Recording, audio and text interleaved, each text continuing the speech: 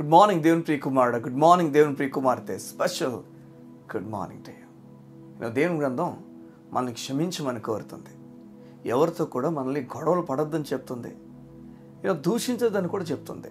దూషించొద్దని, అవును దూషించొద్దని కూడా చెప్తుంది. శాంతులుగా ఉండమని కోరుతుంది. ఒకవేళ ఈ మధ్యకాలంలో ఎవరితో నీ గొడవైందేమో, ఎవరైనా నువ్వు కోప్పడ్డావేమో, ఎవరిపైన నీ కోపాన్ని మొత్తం చూపించావు. నువ్వు ఉద్యోగం చేస్తున్న చోట, నీ ఇంట్లో కానీ, నీ పొరుగువారి ఇంట్లో కానీ, లేకపోతే ఏ చోటైనా నువ్వు వెళ్ళిన చోట కానీ, ఆ ఊర్లో కానీ, ఈ ఊర్లో కానీ, ఏ ఊర్లో అయినా నువ్వు కోప్పడ్డావేమో, ద్వేషించావేమో ఎవరినైనా, లేకపోతే నువ్వు జగడమాడేవేమో, దేవుడు నేను శాంతంగా ఉండమని కోరుతున్నాడు. అందుకనే కదా ఈ మధ్యకాలంలో నువ్వు నిలకడగా ఉండలేకపోయావు. అందుకే కదా నువ్వు ఈ మధ్యకాలంలో ప్రతిదానికి అలిగి కోప్పడిపోయి నీరసించిపోయి నీకున్నదంతా కూడా నష్టపరుచుకుంటున్నావు.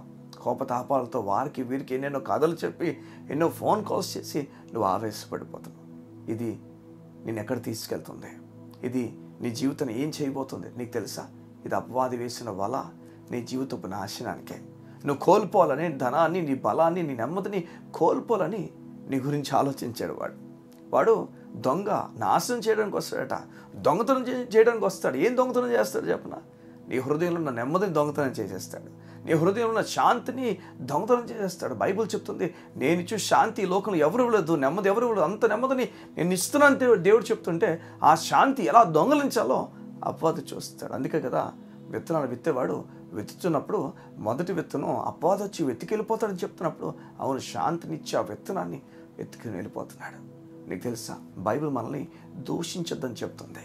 అర్థమవుతుంది ఉదయాన్న దూషించొద్దని. తీతుకు రాసిన పత్రిక నుంచి కొన్ని మాటలు చదివి వినిపించడానికి ఇష్టపడుతున్నాను. జాగ్రత్త వినండి. తీతుకు రాసిన పత్రిక 3వ అధ్యాయం చూడండి, ఈ విధంగా ఉంది. మొదటి వచనం, అధిపతులకును అధికారులకును లోబడి విధేయులుగా ఉండవలనియు ప్రతి సత్కార్యము చేటుకు సిద్ధపడి ఉండవలనియు మనుషులందరిలా సంపూర్ణమైన సాత్వికమును కనపరచుచు. చూడండి సంగమా, సంపూర్ణమైన సాత్వికం అంట. సాత్వికం ఒకటి ఉంటే దాన్ని సంపూర్ణంగా, అంటే ఒక సర్కిల్ ఎలాగైతే ఒక సర్కిల్ గీసినప్పుడు అది రౌండ్ అయితే సంపూర్ణం అని చెప్తామో, అలా మధ్యలో ఎక్కడ ఆగిపోకూడదట మన సాత్వికము. మన నెమ్మది ఎక్కడ ఆగిపోకూడదట. చాలా సాత్వికంగా కంప్లీట్గా సర్కిల్ అయినంత వరకు, అంటే మనం పుట్టిన దగ్గర నుంచి, లేకపోతే మనం వచ్చిన దగ్గర నుంచి, మనకు దేవుని మాట తెలియజేయబడిన దగ్గర నుంచి కంప్లీట్గా మనం ఈ లోకాన్ని విడిచిపెట్టి వెళ్ళేంతవరకు కూడా మనం సాత్వికంగా మన దేవుడు మనల్ని కోరుతున్నాడు. చూడండి చదువుతున్నాను. సాత్వికమును కనపరచుచు ఎవరిని కూడా దూషింపక. సంగమం వింటున్నారా? ఎవరిని దేవుడు దూషించొద్దని చెప్తున్నాడు. దూషణ ప్రారంభమయ్యేది నోటితో కాదు, దూషణ ప్రారంభమయ్యేది హృదయంలో నుంచి. అది రూపొంచి పుడుతుందట. ఒకరోజు శిష్యులందరూ కూడా యేసుప్రభుని అడుగుతారు, పాపాలు ఎలా ప్రారంభమవుతాయి, ఎక్కడి నుంచి ప్రారంభమవుతాయి?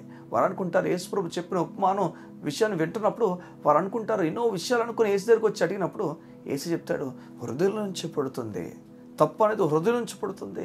నిజమే, దూషణ హృదయం నుంచి పుడుతుంది. నీకు ఎవరి మీద కోపం ఉందేమో, ఎవరంటే నీకు ఇష్టం ఉందేమో, ఎవరైనా నీకు ఇష్టం లేని వారు ఉన్నారేమో, వారిని ప్రేమించడానికి నీకు మనసు రావట్లేదేమో, నీకు కోపం వచ్చేస్తుందేమో.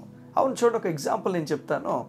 కయ్యేను అని ఒక వ్యక్తి ఉన్నాడు. ఆదాము అవ్వకి పుట్టినవాడు, మొదటి కుమారుడు. మానవ జాతి అంటే దేవుడు ఎవరినైతే మొదట చేశాడో ఆదాము అవ్వను, వీరికి పుట్టిన మొదటి కుమారుడు కయ్యేను. ఆ కయ్యేనుకు తమ్ముడున్నాడు ఏబేలు. అయితే ఏబేలు అన్న వ్యక్తి కయ్యేనుకు చాలా కోపాన్ని తీసుకొచ్చేసాడు. అయితే కయ్యేను తప్పు అంతా కూడా దేవుని దగ్గరికి వీరు అర్పణ తీసుకెళ్ళినప్పుడు దేవుడు కయ్యేను అర్పణ స్వీకరించకుండా ఏబేలు అర్పణ స్వీకరిస్తాడు. దానికి కయ్యేను చాలా కోప్పడిపోయి కయ్యేను ఎలాగైనా చంపాలి ఏబేలు అనుకొని తోటలో తీసుకుని వెళ్ళిపోయి చంపేస్తాడు, కొట్టేసి. వినండి, ఒకవేళ ఏబేలుకు బిడ్డలుంటే కయ్యేను జీవితకాలం ప్రేమించరు. మా నాన్న నువ్వు చంపేసావు, మా నాన్న నువ్వు ఇలా అన్నావు అలా అన్నావు, నీ పని మాకు ప్రేమ కలగదు, నువ్వు నేను దూరం అని చెప్పి ఇష్టాసారుగా మాట్లాడతారు. నిజమే, వాస్తవమే. ప్రేమించడానికి ఒక మంచి పని కూడా, ఒక మంచి విషయం లేదు కయ్యేనులో. అంత చెడే ఉంది. చెడ్డ పనులు చేసి తన తండ్రిని చంపేసినందుకు కోపతాపాలతో నిండిపోతాడు ఒకళ్ళు ఏబేలు కుమారుడు అంటే. సగం అవును, నిజమే, వాస్తవమే. వాళ్ళు నీకు ప్రేమించడానికి ఒక్క విషయం కూడా వారి జీవితంలో లేదేమో. వారిని నువ్వు దూషించడానికే, కోపడడానికే, జగడమాడడానికి అన్ని వారి జీవితంలో ఉన్నాయేమో. దేవుడి మాట మనకు తెలియజేస్తున్నాడు.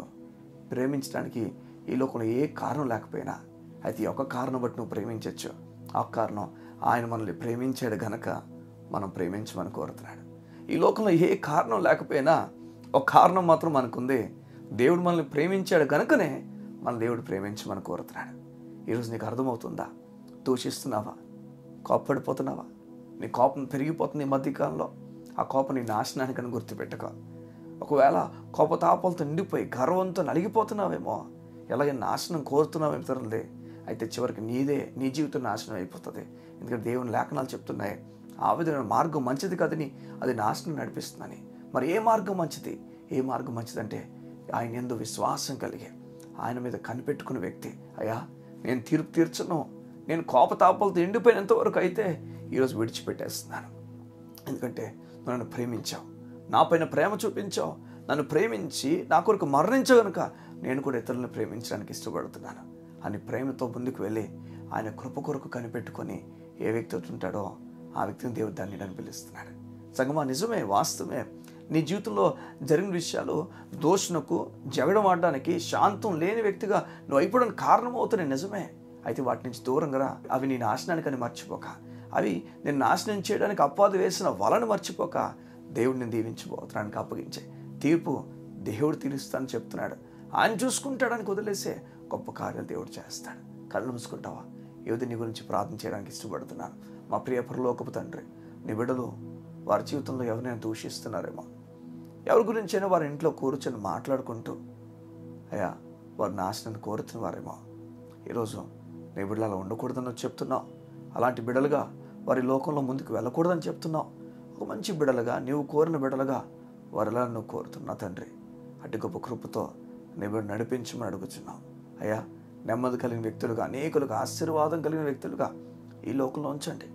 దోషం లేకుండా, జగడమాడకుండా నీవు ప్రేమించమన్నావు కనుక అట్టి ప్రేమను చూపించే వ్యక్తులుగా వారి నుంచి నడిపించమని అడుగుతున్నావు.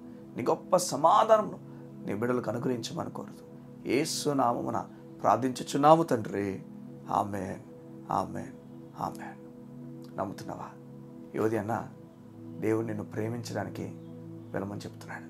అవును, ఈ లోకంలో ఈ చెడ్డ ప్రేమలో, ఈ లోకంలో అపవాదించే ప్రేమల గురించి నేను చెప్పట్లేదు, కానీ అపవాది ప్రేరేపించే ప్రేమల గురించి నేను చెప్పట్లేదు. ఒకవేళ అలాంటి ప్రేమలో మునిగి తేలుతున్నావేమో, అది కూడా నీ నాశనానికే, అది కూడా నీ నాశనానికే. దేవుని మీద ఆధారపడండి. ఒకవేళ మీకు ఎవరైనా నచ్చితే, మీకు ఒకవేళ ఈ వ్యక్తి నాకు నచ్చాడంటే దేవుని మీద తీసుకెళ్ళి చెప్పండి, అయ్యా నీ చేతికి అప్పగించాను, నేను అటువైపు వెళ్ళట్లేదు, నా మనసు అటువైపు కాదు, నీవు నన్ను ఎవరినైతే చేసుకోమంటావో, ఎవరి వైపు తెలవమంటావో అటువైపు నేను వెళ్తాను. ఎందుకంటే నీవు నన్ను ఈ లోకాన్ని పంపించావు, ఈ లోకంలో ప్రతిదీ కూడా నీ మీద ఆధారపడి నేను వెళ్తాను. దేవుడు నేను గొప్పగా నడిపించడానికి ఇష్టపడుతున్నాడు. ఈ లోకపు ప్రేమలకు పడిపోక, ఈ లోకపు విషయాలకు పడిపోక దేని మీద ఆధారపడి ముందుకెళ్ళి దేవుడు ది బెస్ట్ లైఫ్ నీకు ఇస్తాడు. God bless you. See you tomorrow.